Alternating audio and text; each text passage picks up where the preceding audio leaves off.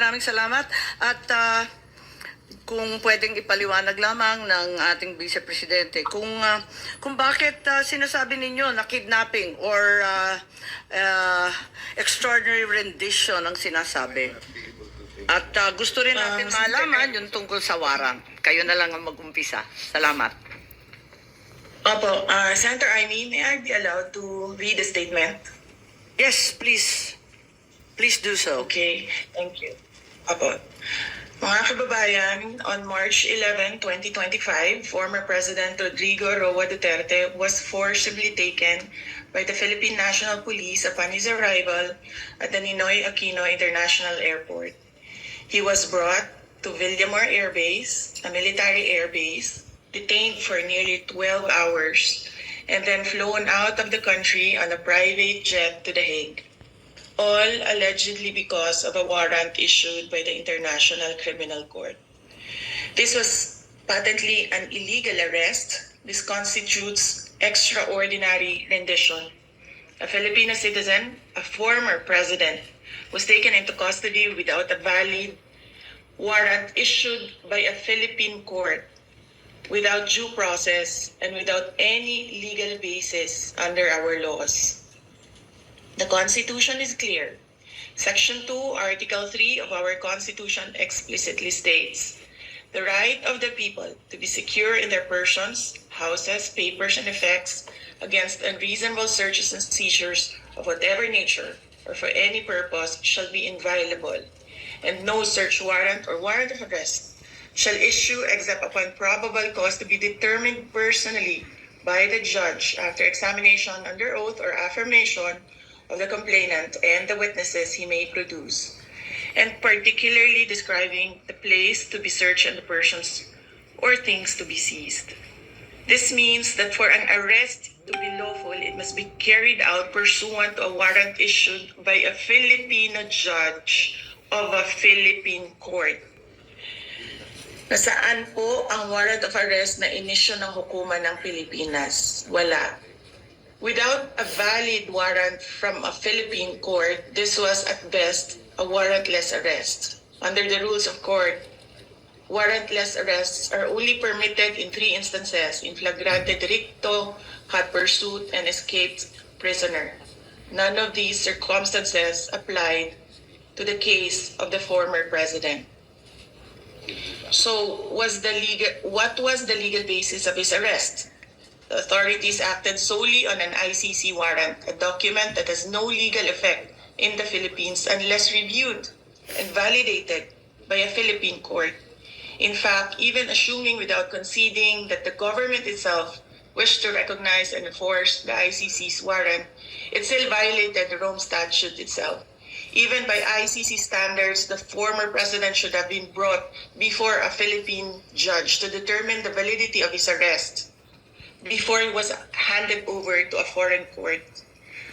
Under Article 59 of the Rome Statute, a state party which has received a request for arrest and surrender shall immediately take steps to arrest the person in question in accordance with its laws and the provisions of Part 9, and shall bring that person before the competent judicial authority in that state.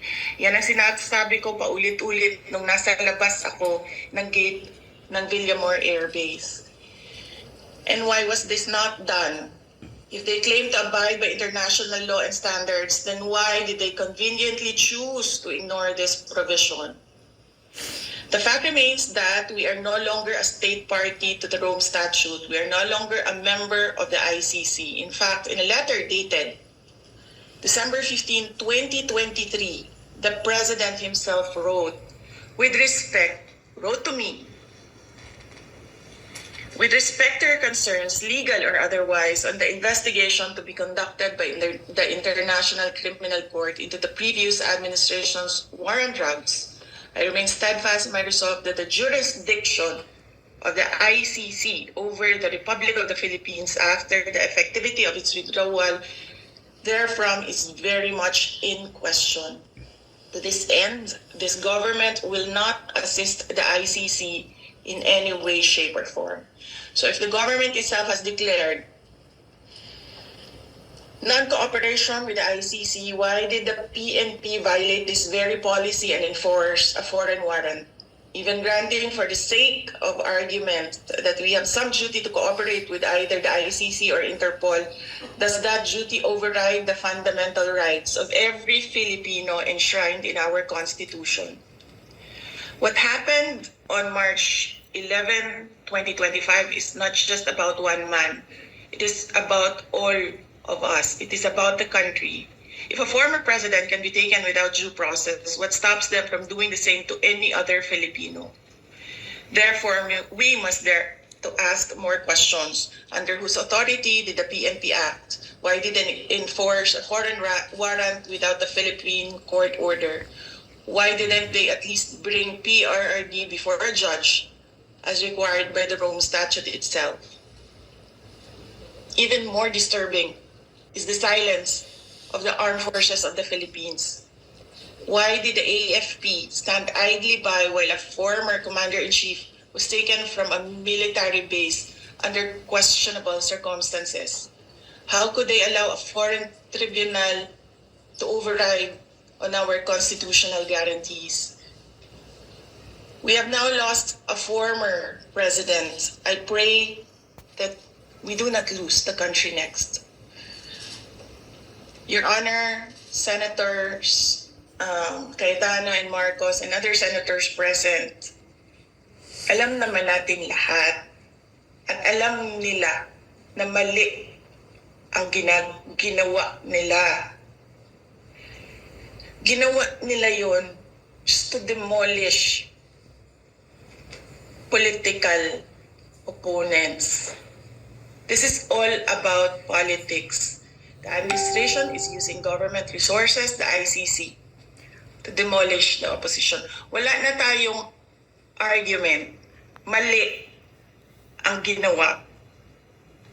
Ang tanong ngayon, ano ang gagawin natin para maibalik ang dating Pangulo sa Pilipinas?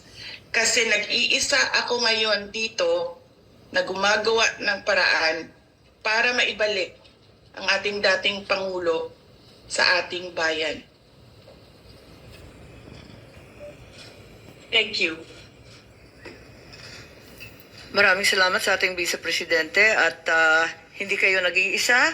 Lahat tayo ay naghahanap ng solusyon sa napakakomplikadong pangyayari. Sa korte, dito, sa lokal, sa Philippine Court, may idadagdag yata si VP dyan sa komentaryo tungkol dito kung bakit hindi pinadaan pa sa Filipino Court. Samantalang marami naman tayong korte, ang ating mga huwes ay magagaling.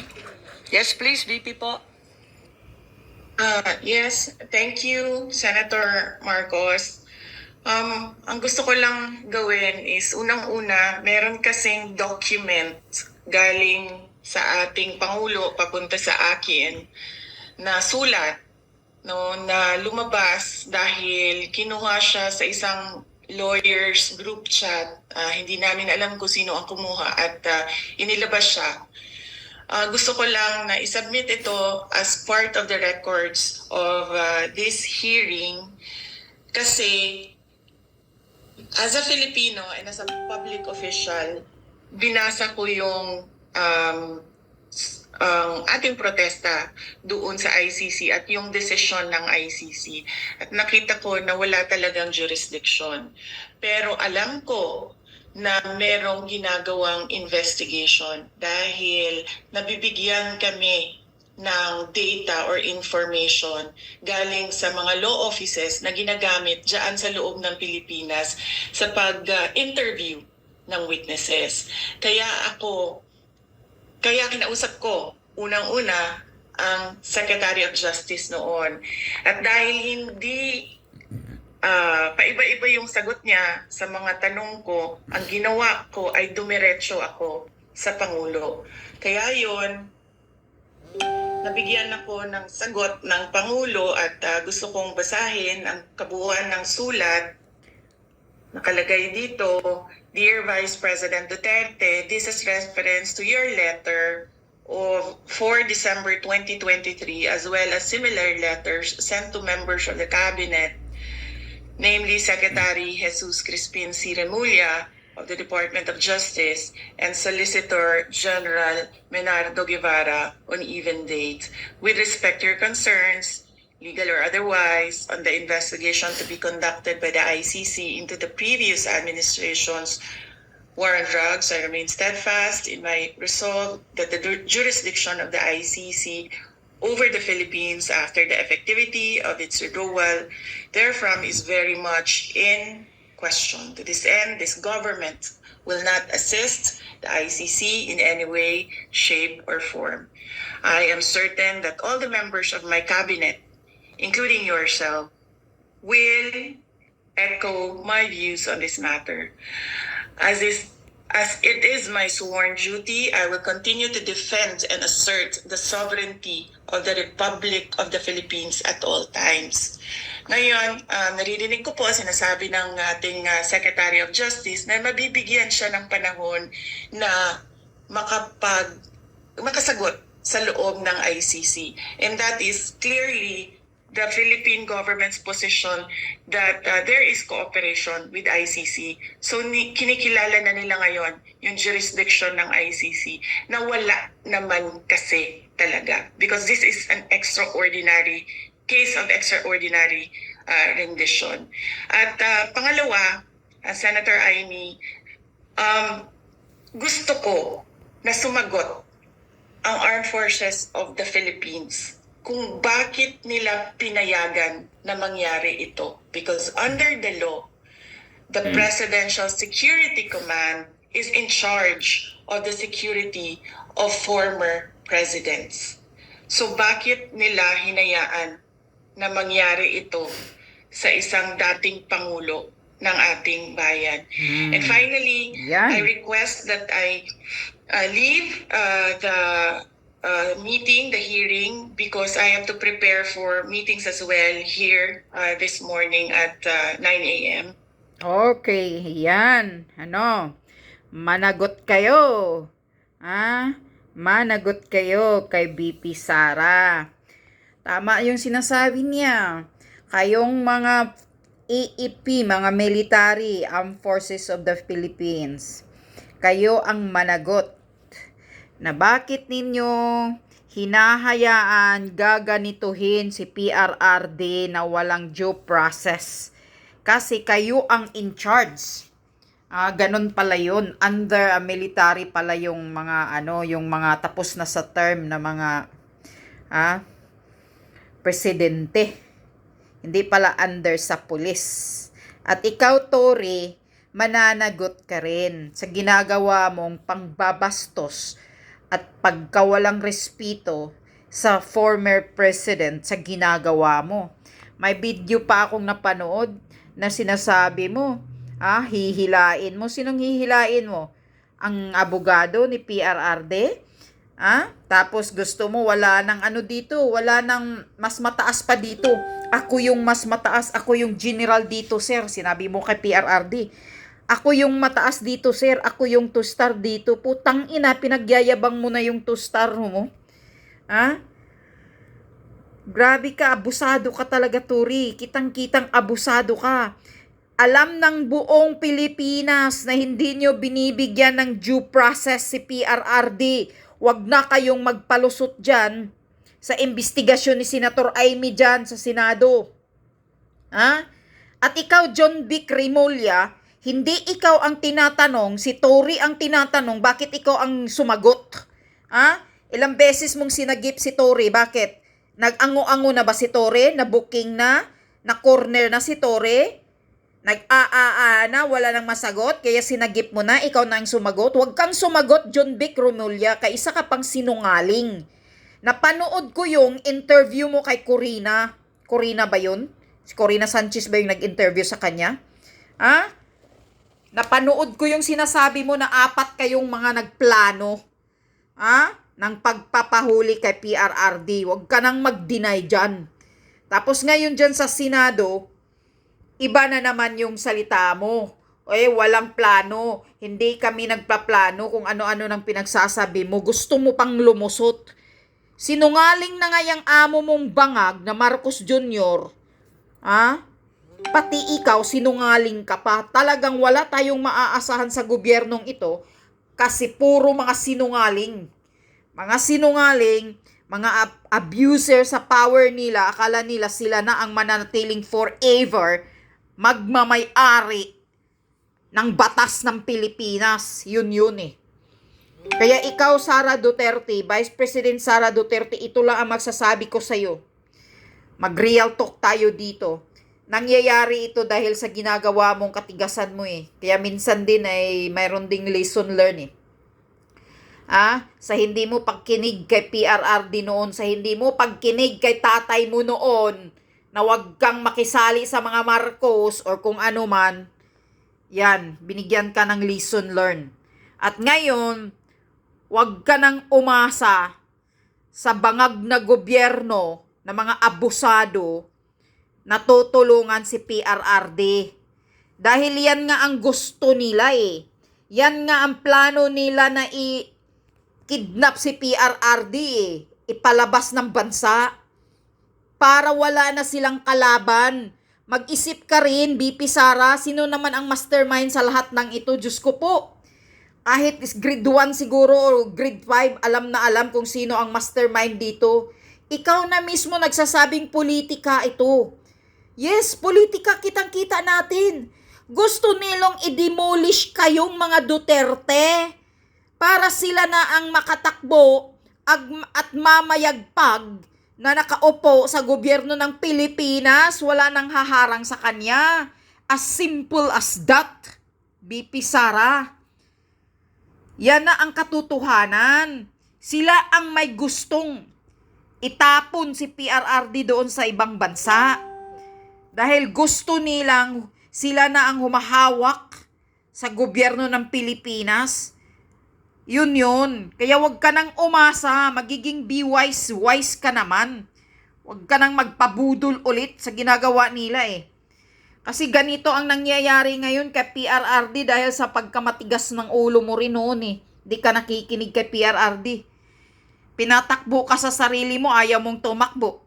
Yung pala, tumakbo kang Vice President, pumayag ka na nililigawan ka ng mga bangag na Marcos na yan. Pumayag ka, tumakbo kang Vice President, binudol ka nga eh, ginagago ka nga eh.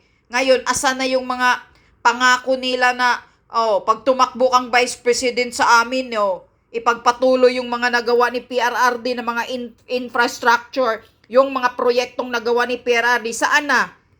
Hininto na lahat. Yan, dapat dyan malison learn ka na. Dapat alam mo na kung sino yung mga politikong didikit sa'yo.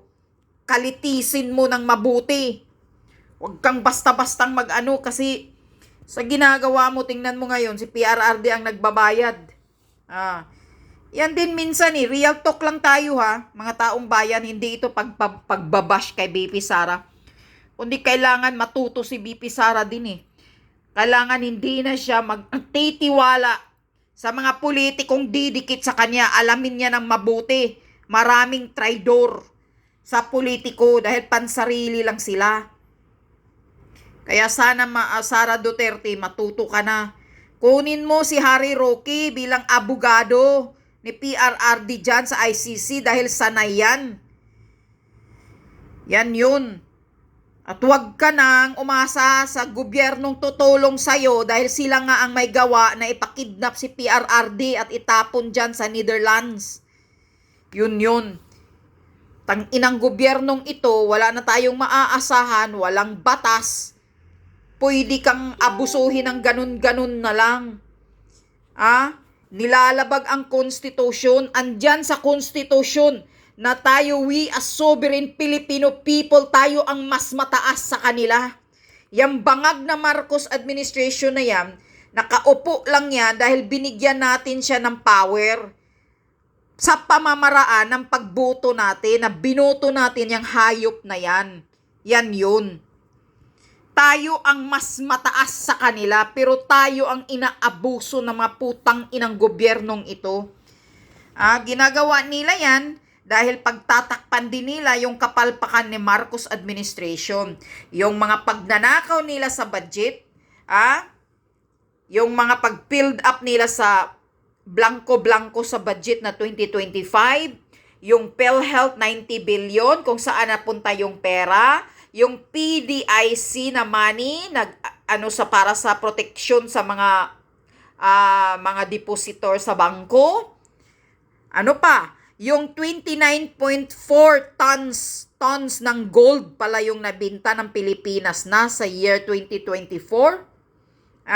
Hindi lang pala 25 tons, kundi 29.4 tons na pala ang nabinta na gold ng Pilipinas. Nasaan ang pera? Walang transparency, walang sinasabi sa publiko. Reserve yan ng Pilipinas, hindi yan pagmamay-ari ng Marcos, ang putang inang Marcos. Yung Maharlika funds, nasaan na napunta? Ang pera na yan, wala isang investor na pumasok sa Pilipinas. Paano makapasok? Paano papasok ang mga investor? Ang Pilipinas ngayon, under Marcos administration, is like a shit. Rubbish, basura, puno ng criminality, puno ng patayan, basta-basta ka na lang papatayin, saksakin, barilin, puno ng rapist, talamak ang mga rapist, kidnapper, talamak na naman ang mga drug addict sa Pilipinas.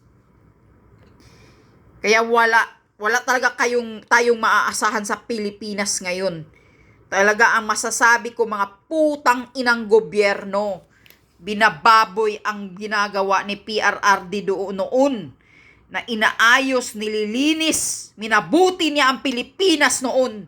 Binaboy mo bangag, Marcos ka, authenticated addictos ka, putang ina ka, resign, yawa ka.